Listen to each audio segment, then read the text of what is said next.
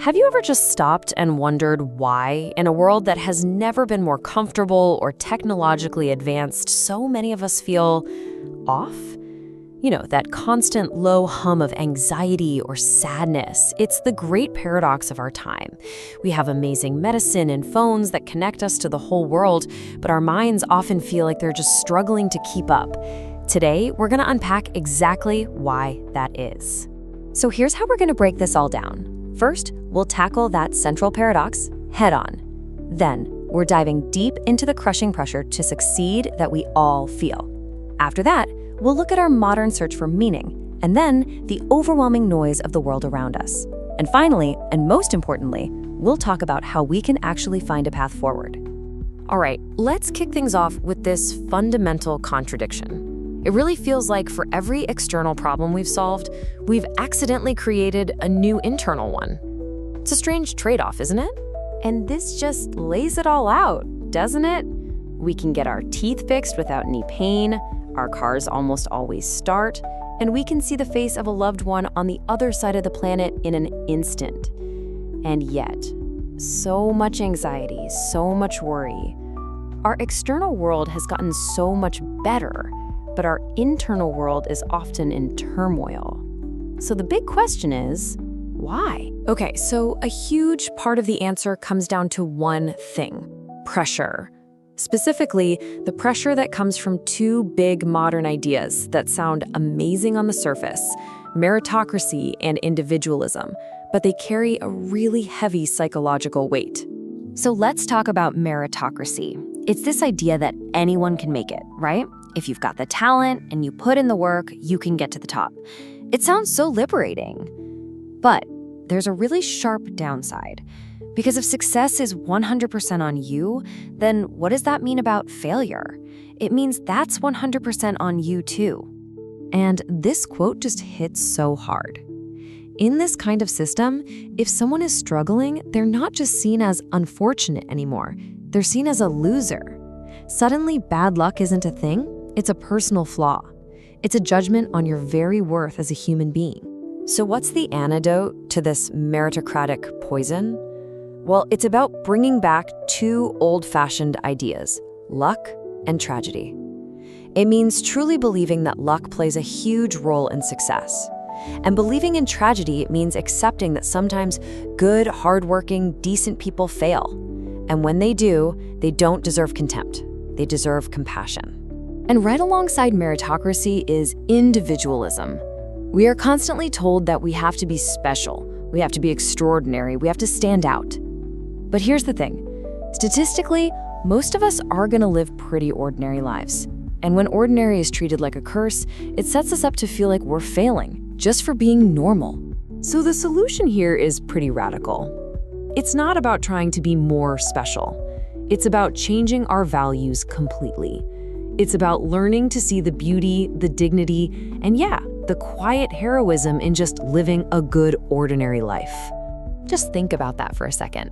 I mean, really, if failure was just a data point, not a judgment, if you weren't terrified of what other people would think, what would you try?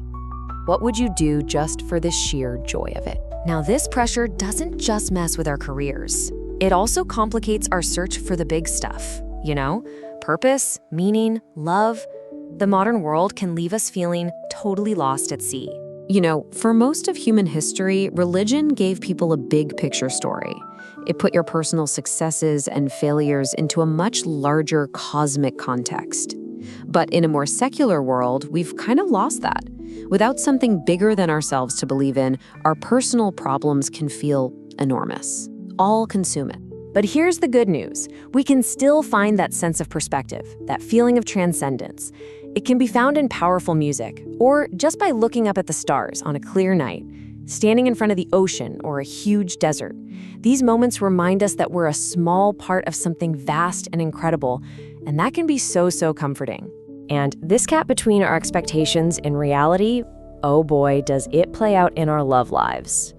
Romanticism gave us this incredible idea that there's one perfect soulmate out there who will complete you.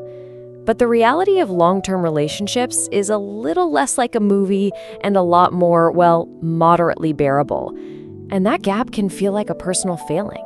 The key here is to realize you didn't fail at love. The dream itself was just impossible.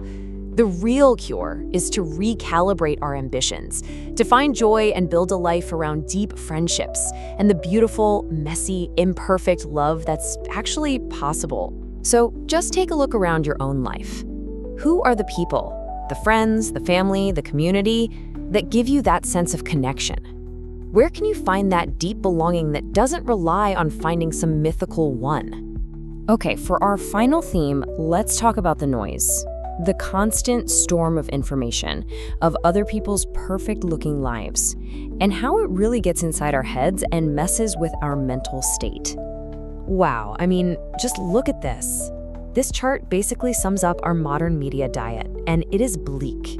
Almost everything we consume is designed to trigger outrage, panic, and fear. It gives us someone to blame, but look at that tiny little sliver for solutions. It's 1%. We're being fed a diet of pure anxiety, with almost zero sense of hope or control. A healthier way to engage with the world would be to flip this completely. It would mean seeking out information that focuses on solutions, not just problems. Trying to understand complex systems instead of just looking for a villain. And maybe, most importantly, remembering that the biggest news of all is what's happening in our own lives, right in front of us. And finally, we have this really insidious modern myth, the myth of perfectibility. This idea that it's possible to be perfectly happy, perfectly calm, and perfectly successful all the time. So, what happens when we inevitably feel anxious or sad, or we fail at something? We don't just feel bad, we feel like we're defective, like we've wasted our one shot at life. So the most profound cure, the real game changer, is a cultural one. It's for all of us to just agree to be kinder to ourselves and to each other.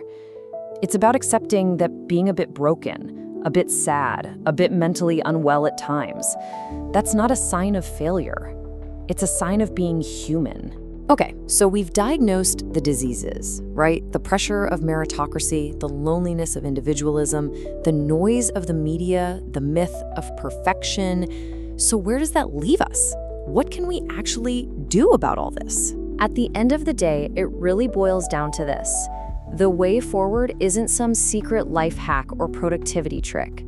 It's about human connection. It's about finding those people, our people, and creating a space where we can be truly honest about how we're doing and talk about our fears without feeling judged. And that really is the question we're left with, isn't it? It's not just a personal challenge, it's a collective one. In our own friendships, in our families, in our communities. How can we start building a culture that chooses compassion over contempt, understanding over judgment? How do we make the world a slightly kinder place for the beautifully imperfect minds that have to live in it?